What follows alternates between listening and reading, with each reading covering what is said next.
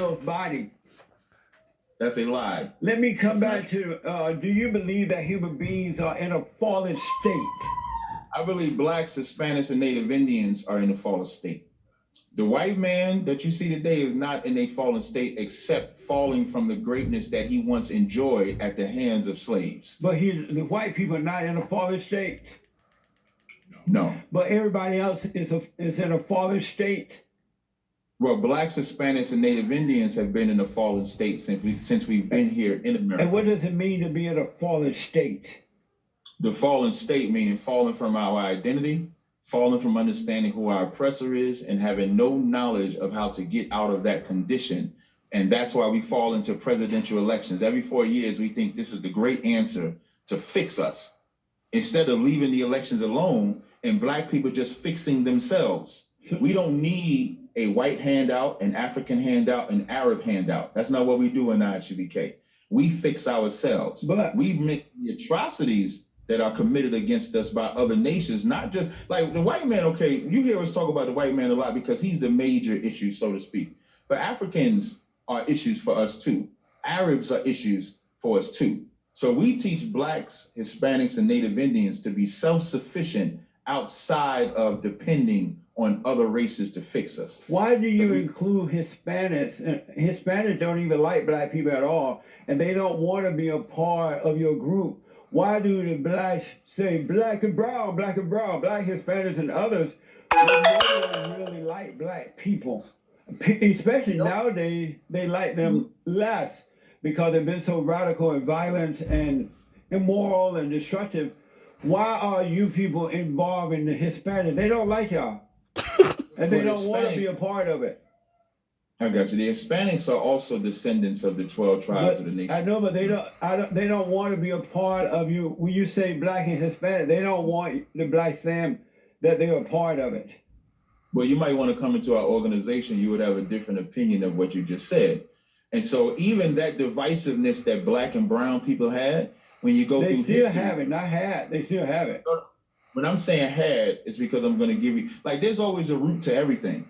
So the root of black and brown hatred is when blacks first came over here to North America as slaves, you know who we teamed up with?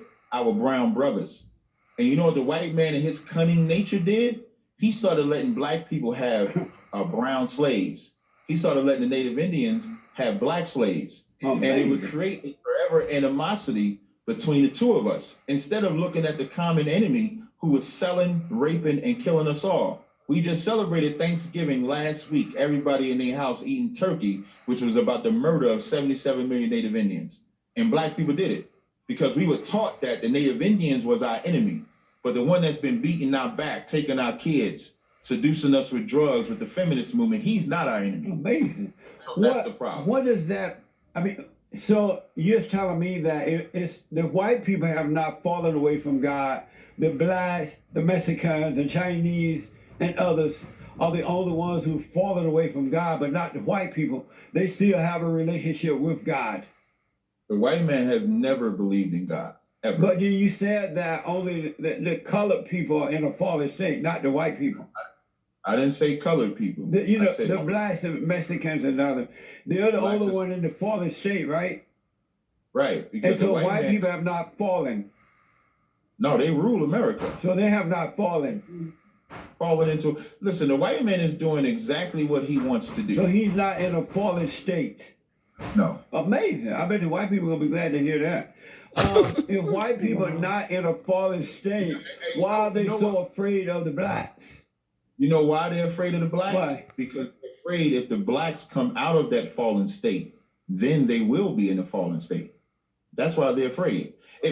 Listen, the reason why they burned down Wall Street is not for the business crap that you said. Yes, it was. No, it wasn't. I'm going to tell you why. I know that for a fact. No, you don't. I'm going to tell you why.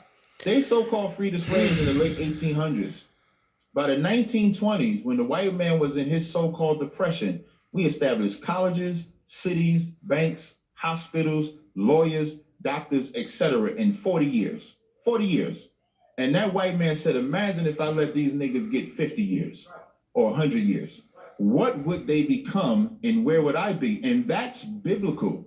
In Exodus, the first chapter, when Pharaoh saw the children of Israel, he said, let us deal wisely with them unless they get bigger than us and mightier than us and overtake us. The white man's greatest fear is that black men get off drugs. No, black the white man's greatest fear is that black people are going to kill them and take their stuff.